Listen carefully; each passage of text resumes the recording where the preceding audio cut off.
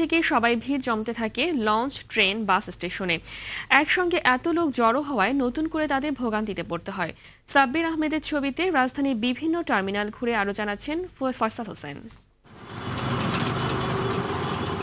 12ই March বিএনপির ডাকা সমাবেশকে কেন্দ্র করে পুরো রাজধানীতে ছিল নজিরবিহীন নিরাপত্তা। একই সঙ্গে সব ধরনের যান চলাচল বন্ধ থাকার কারণে সাধারণ জনগণকে পড়তে হয়েছে চরম ভোগান্তিতে। ভোর থেকেই রাজধানীতে ভিড়তে শুরু করে দক্ষিণাঞ্চল থেকে আসা লঞ্চগুলো।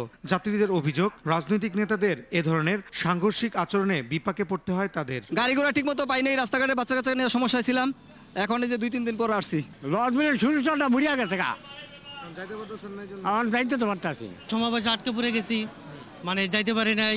লঞ্চ স্টিমার সবই বন্ধ ছিল, জরুরি দরকার ছিল যাওয়ার জন্য, যাইতে পারিনি। একই চিত্র ছিল ট্রেন স্টেশনেও। বিভিন্ন জেলা থেকে আসা মানুষের পাশাপাশি রাজধানী ছেড়ে যাওয়া মানুষের সংখ্যাও ছিল অনেক বেশি। সরকারি দল এবং বিরোধী দল দুইজনকে রাজনৈতিক ক্ষেত্রে আরো সহনশীলতার পরিচয় দেওয়া উচিত বলে মনে করি, যাতে তারা এমন কোনো কর্মসূচি নেওয়া উচিত নয় যাতে জনগণের ভোগান্তি হয়। আমরা আটকা পড়েছি গাড়ি ঘোড়া বন্ধ থাকার কারণে, যেতে পারিনি। এই ধরনের কর্মসূচি মোটেই দেওয়া উচিত না সরকারি দলের, কারণ হচ্ছে জনগণকে জিম্মি করে এটা মোটে কাম্য না কারোই। রাজধানীর বাস টার্মিনালগুলিতে সমাবেশের আগে বাস চলাচল না করায় যাত্রীদের খুব একটা ভোগান্তিতে পড়তে হয়নি। তবে বিভিন্ন জেলা থেকে আসা যাত্রীরা হন চরম ভোগান্তির শিকার। হরতাল বিরোধী দলে দেয়, এখন দেখতেছি সরকারে হরতাল দেয়।